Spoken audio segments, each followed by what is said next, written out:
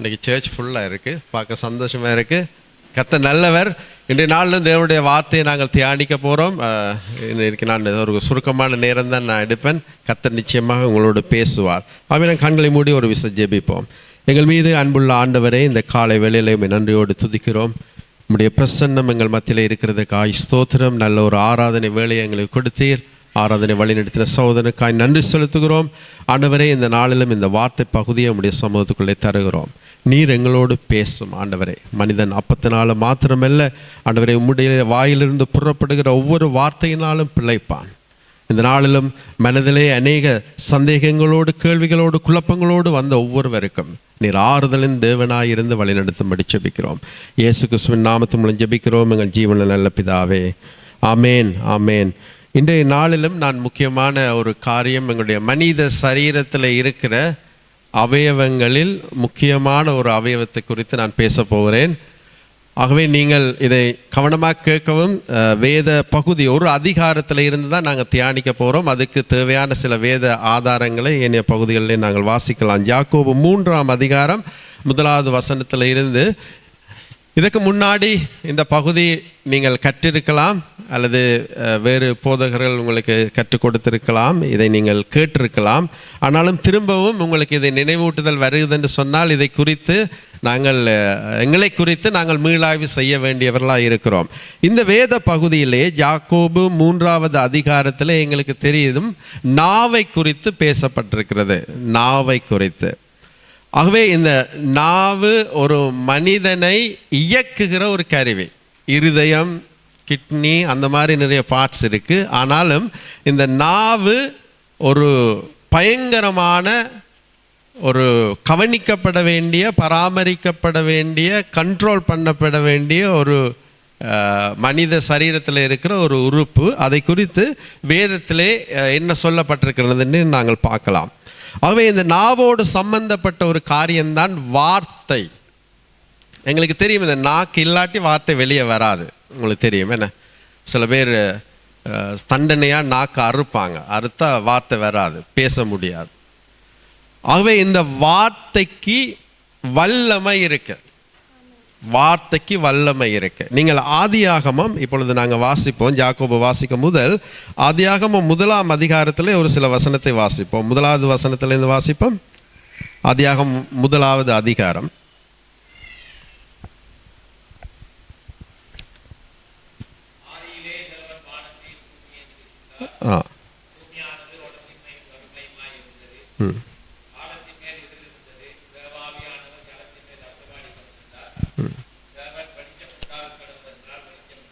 தேவன் வெளிச்சம் உண்டாக கடவது என்றார், வெளிச்சம் உண்டாயிற்று. வார்த்தைக்கு வல்லமை இருக்கு. தேவன் இது உண்டாக வேண்டும் என்று சொன்னார், அது உண்டாயிற்று. இப்போ நீங்கள் ஒரு உதாரணம் பார்க்கலாம். கொஞ்சம் இறையெல்லாம் நீங்கள் சிந்தித்து பார்த்தால், இந்த சூரியன், அதாவது இந்த படைப்பிலே ஒவ்வொரு நாளும் ஒவ்வொரு காரியங்களை ஆண்டவர் படைத்து கொண்டு வருகிறார். இந்த சூரியன் சந்திரனை எத்தனையாவது நாள் படைக்கிறார்? கவனிச்சிருக்கீங்க கீழே உள்ள வசனங்களிலே? தேவன் வெளிச்சத்துக்கு பகல் என்று பெயரிட்டார், இருளுக்கு இரவு என்று பெயரிட்டார். இல்ல, நீங்கள் 14வது வசனத்திலிருந்து வாசிங்க. பின்பு தேவன் பகலுக்கும் இரவுக்கும் வித்தியாசம் உண்டாக்கத்தக்கதாக வானம் என்கிற ஆகாய விரிவிலே சுடர்கள் உண்டாக கடவது, அவைகள் அடையாளங்களுக்காகவும் காலங்களையும் நாட்களையும் வருஷங்களையும் குறிக்கிறதற்காகவும் இருக்க கடவது என்றார். இதில் அவதானியுங்கள், சுடர்கள், சுடர்கள், சூரியன், சந்திரன், இந்த சுடர்களை வானத்திலே உண்டாக கடவதென்றால் அது உண்டாயிற்று. நாங்கள் ஒரு பொருளை உருவாக்குவதற்கு எங்களுக்கு நிறைய விஷயம் நாங்கள் கொடுக்க இருக்கேன். வித்தியாசமான பொருட்கள் எங்களுக்கு வேணும், ஒரு பொருளையோ அல்லது ஒரு காரியத்தை உருவாக்குவதற்கு. ஆனால் தேவன் தன்னுடைய வார்த்தையினாலே இந்த உலகத்தை சிருஷ்டித்தார். அவை நீங்கள் தொடர்ந்து அடுத்த வசனத்தை வாசிங்க. 15. அவைகள் பூமியின் மேல் பிரகாசிக்கும் படிக்கு வானம் என்கிற ஆகாய விரிவிலே சுடர்களாய் இருக்க கடவது என்றார். அது அப்படியே ஆயிற்று. அது அப்படியே ஆயிற்று. ஆகவே நீங்கள் ஒரு கேள்வி ஒன்று வரும். நாங்கள் வேதாகம கல்லூரியில் படிப்பிக்கிற பொழுது ஒரு கேள்விகள் வர்றது வளமை தானே. அங்கே 4வது நாள், இதை நீங்கள் வசனத்தை வாசிங்கன்னா 4வது நாள் தான் இந்த சூரியன் சந்திரனை தேவன் சிருஷ்டிக்கிறார். ஆனால் ஆரம்பத்திலே வெளிச்சம் உண்டாக கடவுதென்றால் வெளிச்சம் உண்டாயிற்று. அப்போ எப்படி அந்த வெளிச்சம் உண்டாயிற்று? சூரியன் 4வது நாள் தான் படைக்கப்பட்டது. அப்போ சூரியன் படைக்கப்பட்ட பிறகுதானே வெளிச்சம் வரும் என்று எங்களுக்குள்ள ஒரு கேள்வி வரும். ஆனால் சூரியன் சந்திரன் வெளிச்சத்தை உண்டாவதற்கு தேவனுக்கு தேவையல்ல. தேவன் வெளிச்சம் உண்டாக கடவுதென்றார். அது சூரியன் இல்லாட்டியும் வெளிச்சம் உண்டாயிற்று. அந்த வார்த்தைக்கு வல்லமை இருக்கு.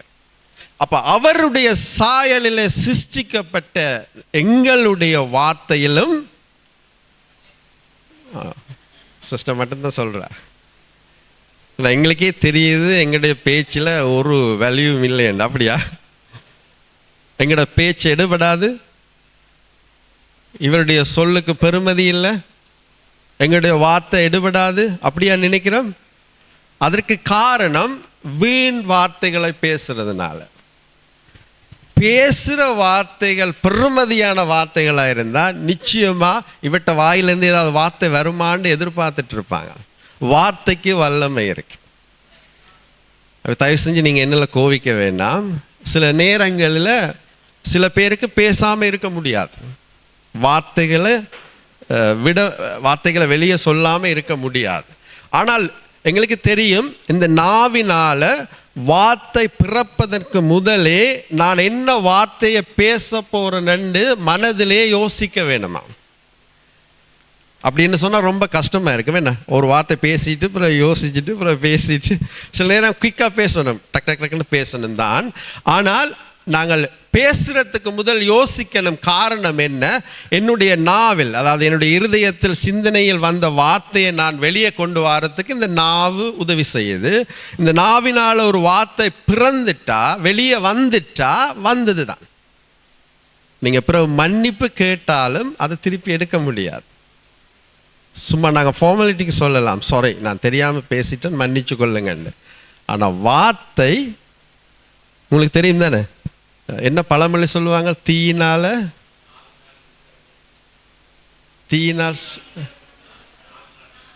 வடு ஒரு நாளும் மாறாது. நீ எனக்கு 4 அடி அடிச்சிருந்தா பரவாயில்ல, எனக்கு என்ன காயப்படுத்தி இருந்தா கூட பரவாயில்ல, ஆனால் நீ சொன்னியே ஒரு வார்த்தை என் ஜீவன் உள்ள நாள் வரைக்கும் மறக்க மாட்டேன்னு சொல்லுவாங்களா. அதனால தயவு செய்து இந்த வார்த்தையை குறித்து தான் இந்த வேதத்தில் நாங்கள் தியானிக்க போகிறோம். சில இடங்களில் நாங்கள் பேசாமல் இருக்கிறது நல்லம், பேச வேண்டிய இடங்களில் பேசுறதுன்றது, கதைக்க வேண்டிய இடத்துல கதைக்காமல் இருக்கிறதும் பிழை. ஏனென்றால் வேதம் சொல்லுகிறது, இந்த யாக்கோபில் வாசித்து பார்த்தால், இந்த உலகத்தில் ஒரு மனிதனுக்கு எல்லாவற்றையும் அடக்கிறதுக்கு முடியும், ஆனால் இந்த நாவை மட்டும் ஒரு மனிதனாலும் அடக்க முடியாது. அதனால தான் சில நேரம் ஃபேஸ்புக் ஸ்டேட்டஸ் அதெல்லாம் பார்த்துருப்பீங்க, நாவுக்கு ஒரு லாக் ஒன்று போட்டிருப்பாங்க, பெட் லாக் ஒன்று. ஏன்னா கண்ட்ரோல் பண்ண இல்லாது, வாய்க்கு கண்ட்ரோல் பண்ண இல்லாது. அவன் நீங்கள் இந்த நாவை குறித்து, இந்த வார்த்தையை குறித்து ஒரு தீர்மானம் எடுக்க வேணும்.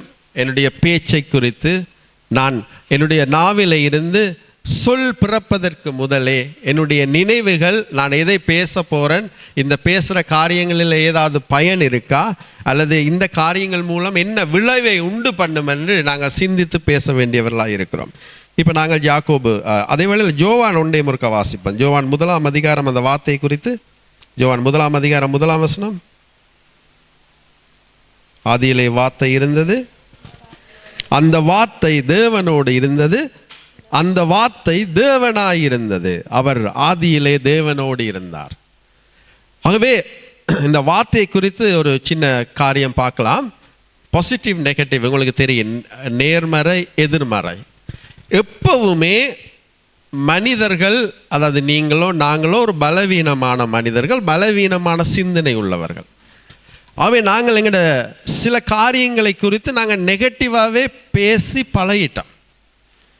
ஆனால் நீங்கள் இந்தியாவில் இருந்த ஒரு தீர்மானம் எடுத்து, நீங்கள் என்ன அதுக்கு பிறகு காண கிடைச்சா கேளுங்க நேர, நீங்கள் பாசிட்டிவாக கொஞ்சம் பேசி பாருங்களேன்.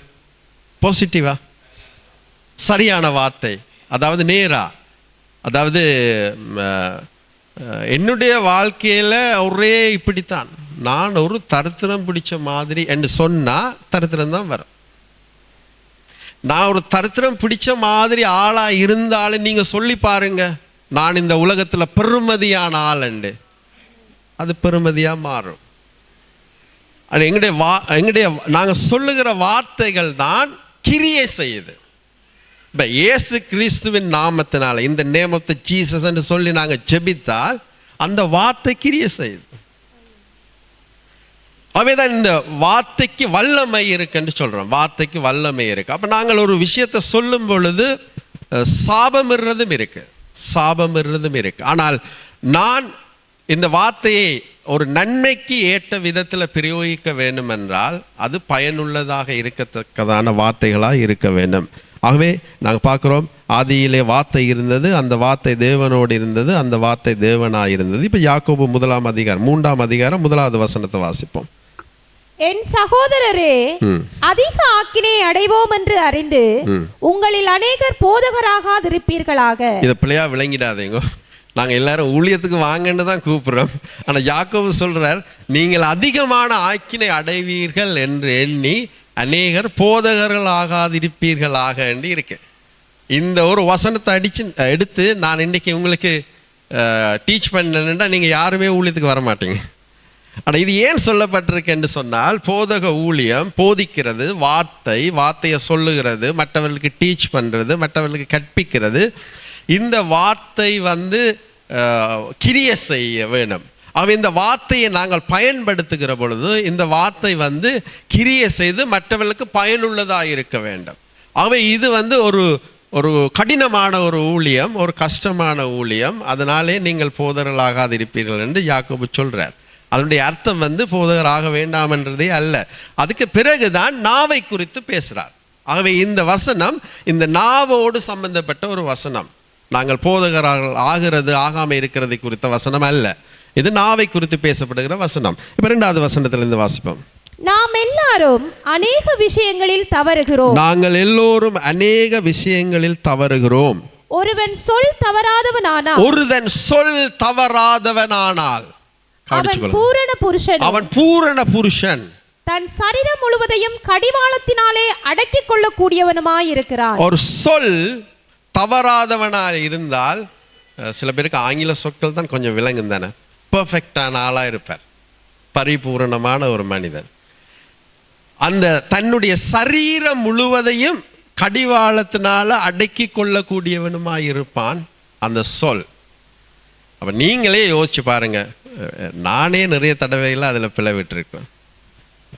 நான் பாஸ்டர் நாளைக்கு ஷுவராக 7 மணிக்கு நான் வருவேன், ஆனால் இன்றைக்கு வந்தது 7:30, சொல் தவறுறோம். அதனால தான் யாக்கோபு எழுதுகிறேன், நாங்கள் அநேக விஷயங்களில் தவறுகிறோம். அதில் சொல் தவறாதவன் ஆனால் அவன் பூரண புருஷனும். இந்த இடத்துல நாங்கள் பேசுகிற வார்த்தைகளை சொல்லுவாங்க, போல்டா, ஸ்ட்ரைட்டா, நேரா, என்ன முகத்து கொண்டு கதைச்சு, பின்னு கொண்டு போய் கதைச்சு, மறைமுகமாக கதைச்சு, இதெல்லாம் வேண்டாம் என்று தான் இந்த பகுதியில் சொல்லப்படுது. ஒருதன் சொல் தவறா, சொன்ன வார்த்தையை காப்பாற்ற வேண்டும். எங்களுக்கு தெரியும், தேவன் ஒரு பொழுதுமே சொன்ன வார்த்தையை மாறுகிறவர் அல்ல, அவர் சொல்லுகிறதை செய்கிற தேவன், சொல்லுகிறதை செய்கிற தேவன். அதுக்கு ஒரு உதாரணத்தை நான் சொல்லுகிறேன். இப்போ அன்பை குறித்து நான் இதுக்கு முன்னாடி நான் பேசும்போது அந்த உதாரணம் இங்கே பாவித்திருப்பேன். அன்பை குறித்து ஒரு வரவிலக்கணம் சொல்லுங்க என்று சொன்னால் நீங்கள் ஒரு வரவிலக்கணம் சொல்லுவீங்க தான். நான் இன்றைக்கி நிறைய வரவிலக்கணம், அந்த நாட்களில் ஆழ்கடல் வத்தினாலும் அன்பு கடல் வத்தாது, தங்கச் சங்கிலியாக இருந்தாலும் அன்பு சங்கிலி யாராது, இப்படியெல்லாம் நிறைய சொல்லுவாங்க அன்பை குறித்து. ஆனால் இயேசு கிறிஸ்து நல்ல ஒரு ஸ்டேட்மெண்ட் சொன்னார். என்னது? ஒருவன் தன் சிநேகிதனுக்காக தன்னுடைய உயிரை கொடுக்கிறதை விட மேலான அன்பு ஒன்றுமில்லை. அப்போ ஒருவருக்காக ஒரு உயிரை கொடுக்கிற அன்பு. இன்றைக்கி நாங்கள் வாயால் சொல்லுவோமா இல்லையா? மச்சான் நீ பயப்படாத, 2 ஃப்ரெண்ட்ஸ் கதைப்பாங்க, நீ என்ற நண்பன்டா, உனக்காக நான் எந்த உயிரையை கொடுப்பேன்டா, இந்த மாதிரி தான் கதை பேச்சு. ஆனால் ஒரு பிரச்சனை வார நேரம் பார்க்கணும், அவர் தான் முதல் எஸ்கேப் ஆகிறார். இது மனித இயல்பு. ஆனால் இயேசு சொன்னார், உண்மையான அன்பு ஒருவன் தன் சிநேகிதனுக்காக தன்னுடைய உயிரையே கொடுப்பான். அந்த சொன்ன இயேசுதான் நாங்கள் எல்லோரும் பாவத்தில் கெட்டு அழிந்து நரகத்துக்கு போகக்கூடாதுன்றதுக்காக தன்னுடைய உயிரை சிலுவையில் கொடுக்கிறார். சொல்லுகிறதை செய்கிற தேவன், சொல் மாறாதவர், பேச்சு மாறாதவர்.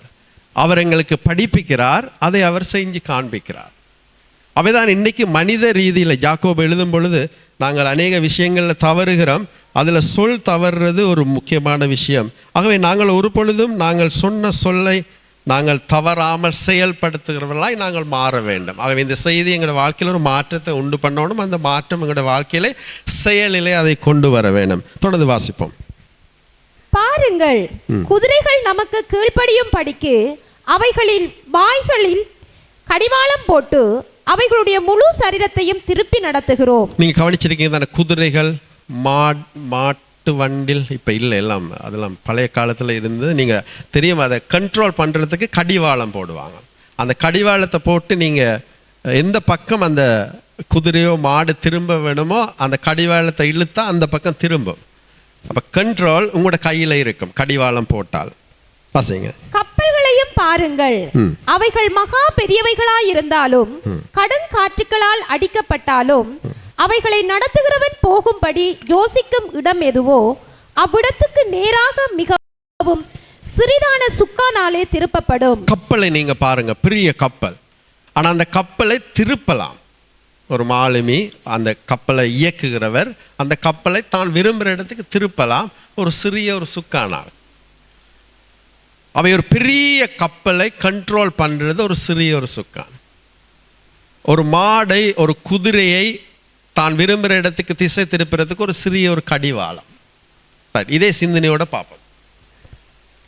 அப்படியே நாவானதும் சிறிய அவயவமாயிருந்தும் பெருமையானவைகளை பேசும். பாருங்கள், சிறிய நெருப்பு எவ்வளவு பெரிய காட்டை கொளுத்தி விடுகிறது. ஒரு காட்டை கொளுத்துறதுக்கு ஒரு தீ குச்சி போதும். ஆமா இல்லையா? ஒரு குடும்பத்தை குலைச்சு போட ஒரு வார்த்தை போதும் இல்லையா? ஒரு திருச்சபையை இல்லாம ஆக்க ஒரு வார்த்தை போதும். ஒரு காட்டை கொளுத்த ஒரு தீக்குச்சி போதும். நாவும் நெருப்பு தான். அந்த நாவினாலே பிறக்கிற வார்த்தையினாலே பல காரியங்களை பத்த வைக்கிறோம். இந்த காரியங்களை குறித்து நாங்கள் கிறிஸ்தவர்களாகிய நாங்கள் சாட்சி உள்ளவர்களாக இருக்கிற பொழுது எங்களுடைய பேச்சிலே நாங்கள் கவனிக்க வேண்டிய காரியத்தை தான் யாக்கோபு இந்த 3வது அதிகாரத்திலே குறிப்பிடுகிறார். அவை நீங்கள் குதிரை, கப்பலை இதில் யாக்கோபு உதாரணமாய் காண்பிக்கிறார். அவை நாவானது சிறிய அவயவமாய் இருந்தும் பெருமையானவைகளை பேசும். உங்களுக்கு தெரியும், நாவு வாயுக்குள்ளே தானே இருக்கு. நாவு பேசிட்டு அடி வாங்கி உடப்படுறது மூக்கும் மூஞ்சையும் தான், பல்லெல்லாம் உடப்படும். ஆனால் பேசிட்டு சேஃபாக இருந்துடும். அந்த நாவை குறித்த சில உதாரணங்களை தொடர்ந்து சொல்லுகிறார். அந்த நாவு எப்படிப்பட்டது வாசிப்போம். நாவும் நெருப்புத்தான். நாவு நெருப்பு, அது அநீதி நிறைந்த உலகம். நம்முடைய அவயவங்களில் நாவானது முழு சரீரத்தையும் கரைப்படுத்தி ஆயுள் சக்கரத்தை கொளுத்தி விடுகிறதாயும். உங்களுக்கு அது புரியுதா? அதாவது ஒரு வார்த்தையை நீங்க யாருக்கும் சொன்னால், அல்லது எங்களுக்கு யாரும் அந்த வார்த்தையை சொன்னால், இது கவுன்சிலிங்கில் கூட பேசுவாங்க, சொன்னால் அந்த வார்த்தையை நினைத்து நினைத்து நினைத்து, விளங்குதா, பசி வராது, நித்திர வராது, என்னுடைய ஆயுள் சக்கரத்தை கொளுத்தி விடும். நாளுக்கு நாள் என்ன நீங்க முதல்ல விட நல்லா மெலிஞ்சு போயிட்டீங்க, என்ன ஒரு மாதிரி இருக்கிறீங்க, மனதில் நினைச்சு சொல்லப்பட்ட வார்த்தை.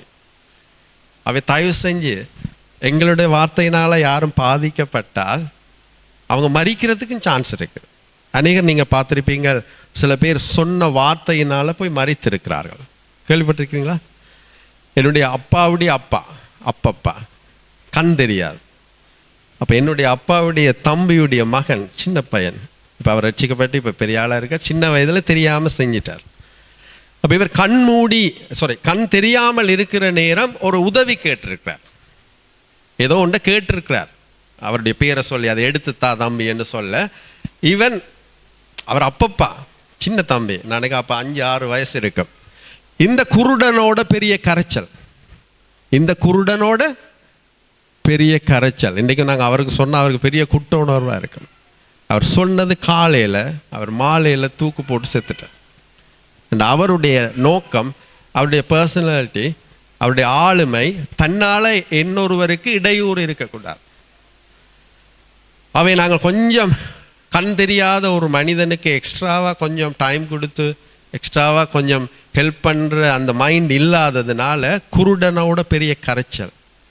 ஸோ அவர் பார்த்தார் என்னால் மற்றவருக்கு இடைஞ்சல், அவர் தற்கொலை செஞ்சார். ஆனால் தற்கொலை செய்கிறது சரியன்றது நீங்கள் எடுக்க வேண்டாம், அவர் தவறத்தான் செஞ்சிருக்கிறார்.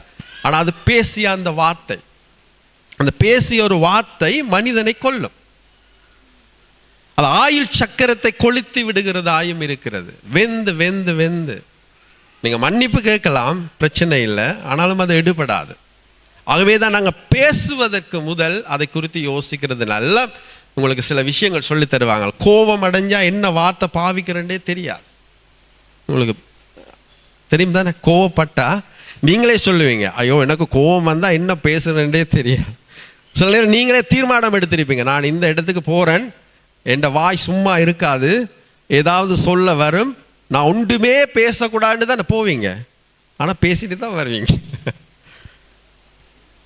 சகவே இந்த நாவு யாரிடத்தில் ஒப்பு கொடுக்கப்பட வேண்டும் என்றதை நாங்கள் பார்க்க வேணும். யார் எங்களை உருவாக்கினார், அந்த எங்களுக்கு அதை கட்டுப்படுத்த முடியாட்டியும் உருவாக்கினவர்னாலே அதை கட்டுப்படுத்த முடியும்.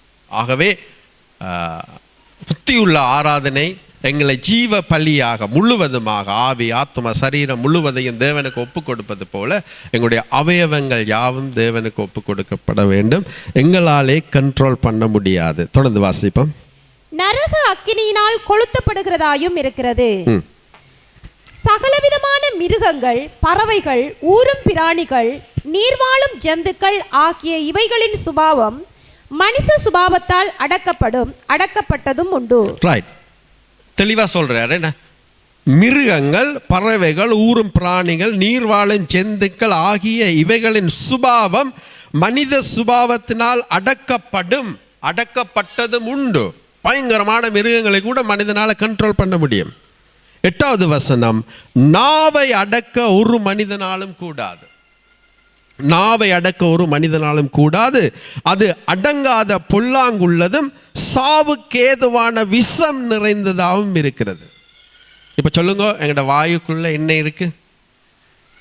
நெருப்பு இருக்கு, விஷம் இருக்கு, அநீதி நிறைந்த உலகம் இருக்கு. அப்ப இது வேண்டாண்டிட்டு நாங்க அதை நாவை வெட்டி போடலுமா? அதை எப்படி நாங்கள் அதை பாவிக்கிறோம்?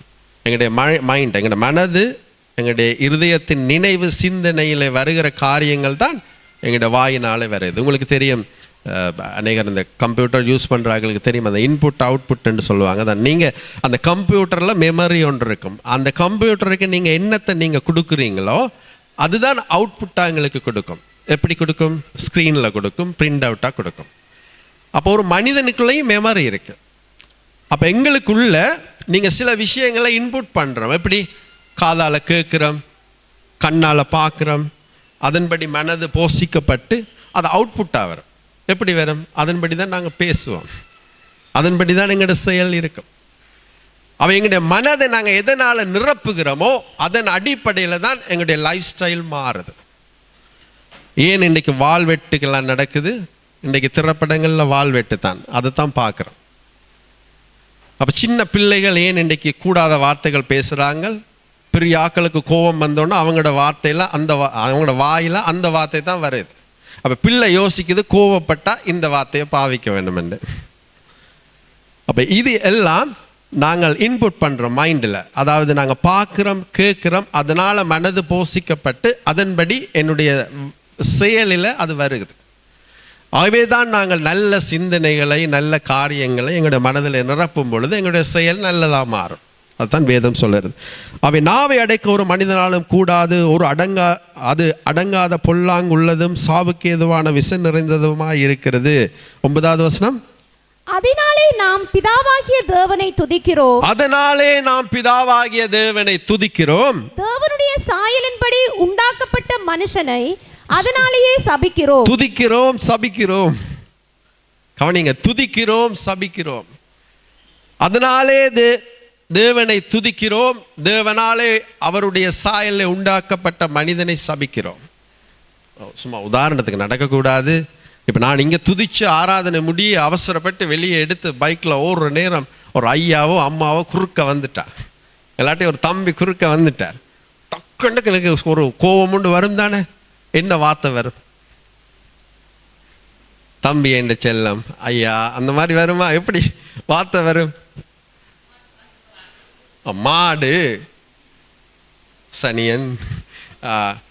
2 தம்பி தங்கச்சி காதலிக்கிறாங்க. அவங்களுக்குள்ள ஒரு பிரச்சனை வரும்பொழுது நாங்கள் அதை என்னென்று போய் உள்ளுக்குள்ளே போய் பிரச்சனையை பார்த்தா, காதலிக்கிறாக்கள் என்ன வார்த்தை பாவிக்கணும்? ஓ, எங்களுக்கு தெரியாதா காதலிக்கிறேன் என்ன வார்த்தை பாவிக்கணும்? அன்பே, உயிரே, ஆறுயிர். ஆனால் அங்கே பார்த்தா சனியன், சவம். இப்போ அது அந்த வார்த்தை தான் பாவிக்கிறாங்க. அப்படியா தம்பி மேர், தங்கச்சி?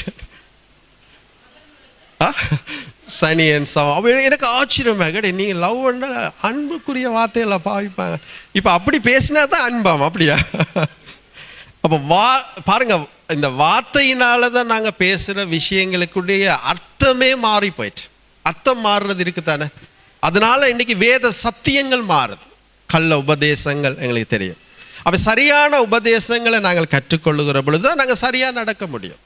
தவறான உபதேசங்கள் எங்களுக்குள்ள வரும் பொழுது எங்களோட வாழ்க்கை தவறாக மாறும். அப்போ எது சரியான உபதேசம், எது தவறான உபதேசம் என்றதை நாங்கள் விளங்கி கொள்ள வேண்டும். ஆகவே இந்த இடத்திலே அதனாலே பிதாவாகிய தேவனை துதிக்கிறோம், தேவனுடைய சாயலின்படி உண்டாக்கப்பட்ட மனுஷரை அதனாலே சபிக்கிறோம். அப்போ யாக்கோபு அப்படியே என்ன சொல்றது, உண்மையான விஷயத்தை எழுதிட்டு வர்றாரு, எங்களோட வாழ்க்கையில் நடக்கிறது. அவை இப்போ அவர் சொல்கிற ஆலோசனை என்ன? 10வது வசனம், துதித்தலும் சபித்தலும் ஒரே வாயிலிருந்து புறப்படுகிறது. ஒரே வாயிலிருந்து தான். ஆண்டவரே உமக்கு ஸ்தோத்திரம், மனுஷா நீ நாசமா. ஒரே வாயில இருந்து தான் புறப்படுது. ரைட். என் சகோதரரே, என் சகோதரரே, இப்படி இருக்கலாகாது. ஒரே ஊற்று கண்ணில் இருந்து தித்திப்பும் கசப்புமான தண்ணீர் சுரக்குமா? தித்திப்பும் கசப்புமான தண்ணீர் சுரக்குமா? என் சகோதரரே, அத்திமரம் ஒலிவ பழங்களையும் திராட்சை செடி அத்திப்பழங்களையும் கொடுக்குமா? அப்படியே உவர்ப்பான நீரூற்று தித்திப்பான ஜலத்தை கொடுக்க மாட்டாது. உங்களில் ஞானியும் விவேகியுமாய் இருக்கிறவன் எவனோ அவன் ஞானத்துக்குரிய சாந்தத்தோடே தன் கிரியைகளை நல்ல நடக்கையினாலே காண்பிக்க கடவன். ஓகே. அவை ஒரே ஒரு ஊற்றில் இருந்து கசப்பான தண்ணியும் நல்ல தண்ணியும் சுரக்காது.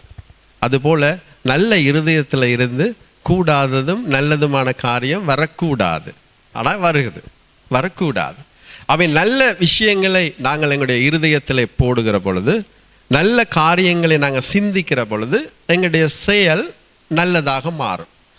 அதான் நான் உங்களுக்கு உதாரணத்துக்கு சொன்னது, அந்த கம்ப்யூட்டரில் இருக்கிற மெமரிக்குள்ளே நாங்கள் போடுற விஷயங்களை அது எங்களுக்கு கொடுக்குது. அதுபோல் மனிதர்களாகிய நாங்கள் என்ன விஷயங்களை உள்வாங்குறோம். இன்றைக்கு உலகத்தில் நிறைய விஷயம் கூடாத விஷயம், 100க்கு 90%, 10% தான் நல்ல விஷயங்கள்.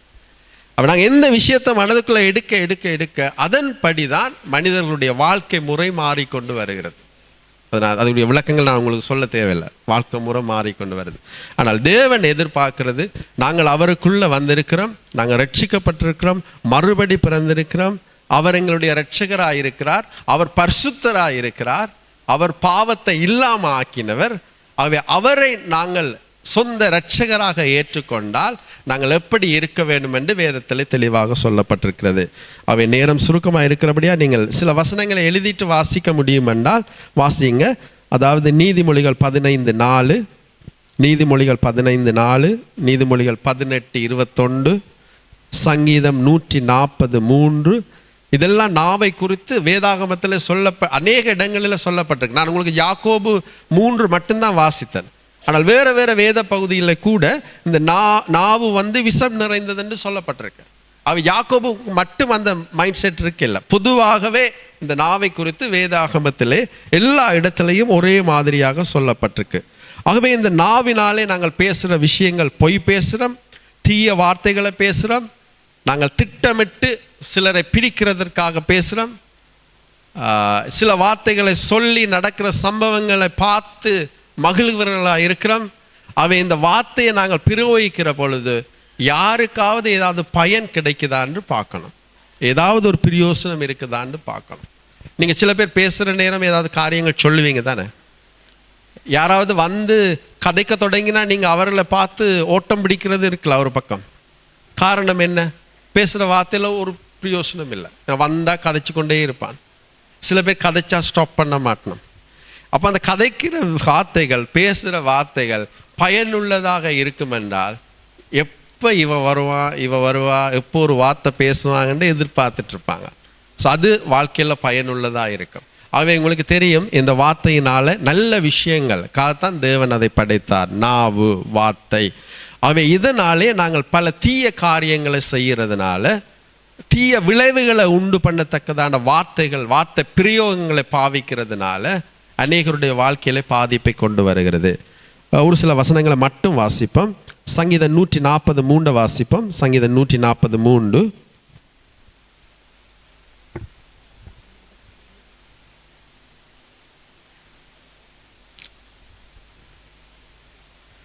சர்ப்பத்தை போல் தங்கள் நாவை கூர்மையாக்குகிறார்கள். சர்ப்பத்தை போலன்றது பாம்பை போல.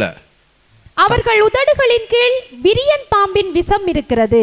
அவர் உதடுகளின் கீழ் விரியன் பாம்பின் விஷம் இருக்கிறது. இதான் நான் உங்களுக்கு வேற வேற வேத பகுதி என்று சொன்னேன்.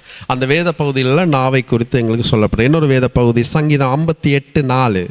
சங்கீதம் 58:4. சர்ப்பத்தின் விஷத்துக்கு ஒப்பான விஷம் அவர்களில் இருக்கிறது. அதுதான் அந்த நாவு. சர்ப்பத்துக்கு ஒப்பான விஷம் அவர்களில் இருக்கிறது. அவை தயவு செய்து, உங்களுக்கு தெரியுது, நாவு எங்களுடைய வாயில தான் இருக்கு. அது விஷம், அது அநீதி நிறைந்த உலகம், அது நெருப்பு. அப்போ நெருப்பை எப்படி கையாள வேண்டும் என்று எங்களுக்கு தெரியும் தானே. அப்போ நெருப்பு நாவுக்கு ஒப்பிடப்பட்டிருக்கிறபடினால நாங்கள் நாவை எப்படி கையாள வேண்டும். அவை பிரியமானவர்களே, தயவு செய்து யாக்கோபு 3வது அதிகாரத்தை திரும்ப ஒரு தடவை வாசியுங்க. எங்களுடைய வாழ்க்கையிலே நாங்கள் அதிகம் பேசுகிறவர்களாய் நாங்கள் இல்லாமல், பேசுகிற காரியங்கள் இன்னொருவருக்கு பயனுள்ளதாக இருக்க வேண்டும். அதே வேளையில் பேசுகிற காரியங்களால் இன்னொருவர் பாதிக்கப்படுவார்கள் என்று சொன்னால் அதற்கு பொறுப்பு நாங்கள் தான். அதுக்கு நாங்கள் போய் மன்னிப்பு கேட்கலாம். ஆனாலும் அந்த வார்த்தை மனதிலே வந்தால் ஒரு பொழுதுமே அதை எடுபட்டு போகாது. அவை இந்த மனித சரீரத்தை உண்டாக்கின தேவன், அவயவங்களையும் உண்டாக்கின தேவன் எங்களால், மனிதனால் கண்ட்ரோல் பண்ண அடக்க முடியாத போதும் தேவனிடத்துல நாங்கள் எங்களை ஒப்புக்கொடுக்கிற பொழுது அந்த தேவன் எங்களுக்கு அதில் எந்த ஒரு மாற்றத்தை கொண்டு வருவார். சில பேர் பேசவே மாட்டாங்க. அப்போ கதைக்காமன்னா அந்த உண்மையானவர்களை சொல்லல, சரியான குறைவாக இருப்பாங்க. ஆனால் அவங்க பேசணும். அதுக்கு நாங்கள் தேவனிடத்தில் ஒப்பு கொடுக்கணும். அதிகமாக பேசுகிறாங்களா, பேச்சை குறைக்கணும். அவங்கள தேவனிடத்தில் ஒப்பு கொடுக்கணும். ஸோ கர்த்தரிடத்தில் ஒப்பு கொடுக்கிற பொழுது நாங்கள் எங்கே பேசணும், எங்கே பேசக்கூடாது, எதை பேசணும், எதில் பிரயோசனம் இருக்கின்றதை கர்த்தர் எங்களுக்கு கற்றுக் கொடுப்பார்.